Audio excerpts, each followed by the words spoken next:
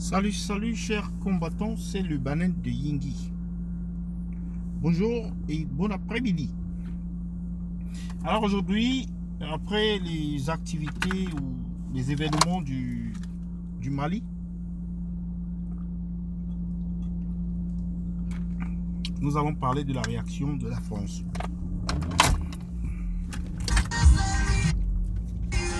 Nous allons parler de la relation de la France, la réaction de la France qui réclame sa souveraineté coloniale. La France à la quête de son pouvoir colonial, à la quête, n'est-ce pas, de ses colonies perdues ou ces colonies qui lui échappent peu à peu. Alors, les événements du Mali nous démontrent à suffisance ici à quel niveau, n'est-ce pas, la France s'implique dans les affaires des Africains, des peuples africains. Et donc, la France qui viole la souveraineté de ces États africains en s'ingérant dans leurs affaires politiques, politico-économiques et même culturelles. Emmanuel Macron a fait une sortie, je pense que c'était hier, sur les événements du Mali, condamnant avec ce qu'on appelle la dernière énergie ce qui s'est passé au Mali et demandant à l'Union africaine, la CEDEAO et puis quoi d'autre encore, d'intervenir pour rétablir l'ordre constitutionnel, pour rétablir le pouvoir de IBK. Mais non, le pouvoir de IBK, il est fini là. C'est bon, il est fini. Le peuple malien a rejeté, n'est-ce pas, avec la dernière énergie, l'intervention de la France.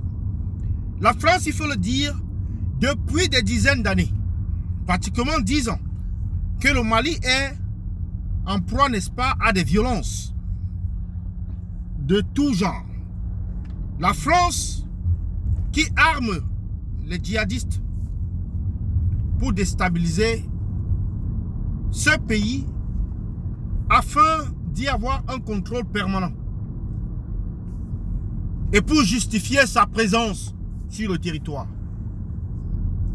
Et donc, l'autorité malienne a rejeté avec fermeté toute tentative d'ingérence visant à influencer ou à changer l'ordre des choses. Le coup d'État a été acté. Le président de la République sortant, IBK, est aux arrêts. Son premier ministre aux arrêts. Et il y aura un gouvernement qui sera formé par la junte militaire. Et nous devons saluer le courage du peuple malien. Nous devons saluer le courage de l'armée républicaine malienne qui, à travers cet officier, un colonel, a quand même montré ou a fait preuve, n'est-ce pas, de sagesse et de courage pour un pays qui est en crise, une crise post-électorale qui n'a pas été réglée puisque les présidents africains sont habitués à voler les élections. Celui-là a également volé les élections, mais il ne s'est pas tiré d'affaire puisque finalement l'armée, après le massacre, les massacres des civils, l'armée a décidé de s'interposer.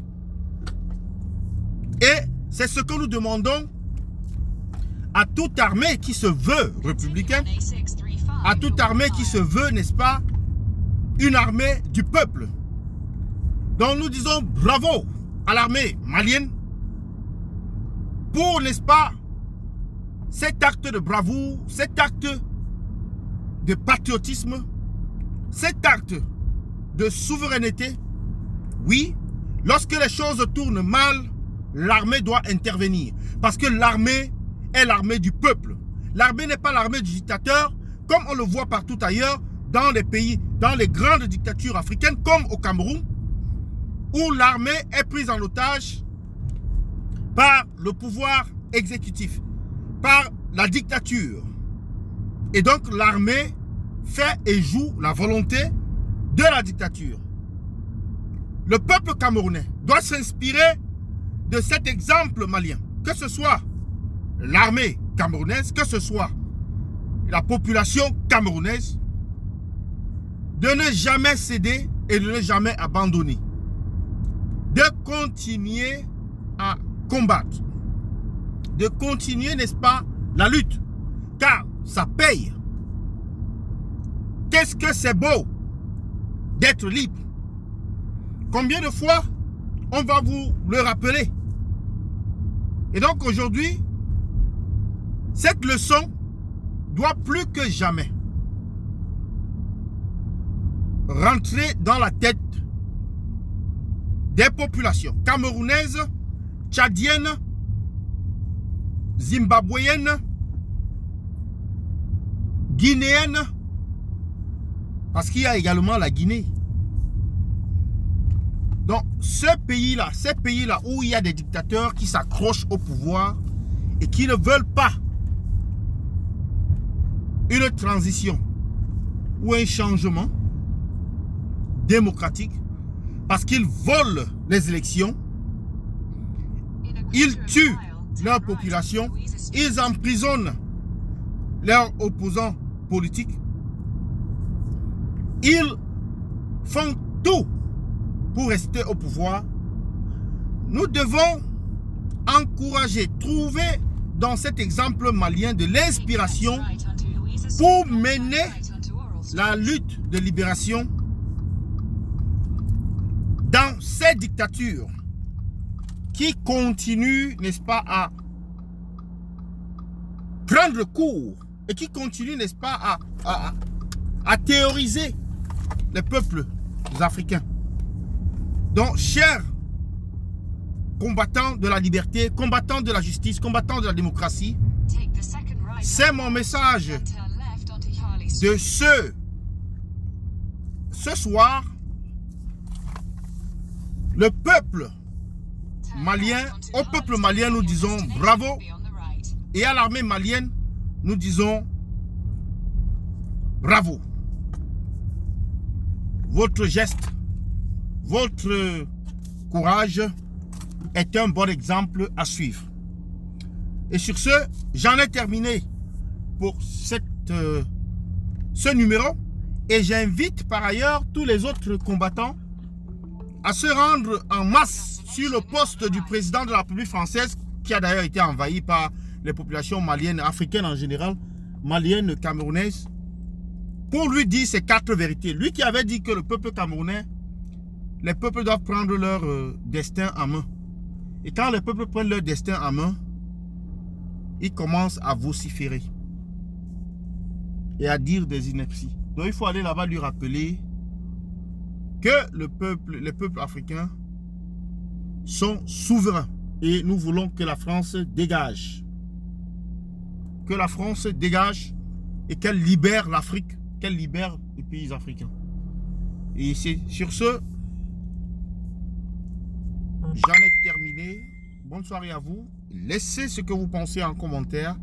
Quant à moi, j'ai bien lessivé ce Macron sur son post Facebook. Allez-y voir. Bonne soirée.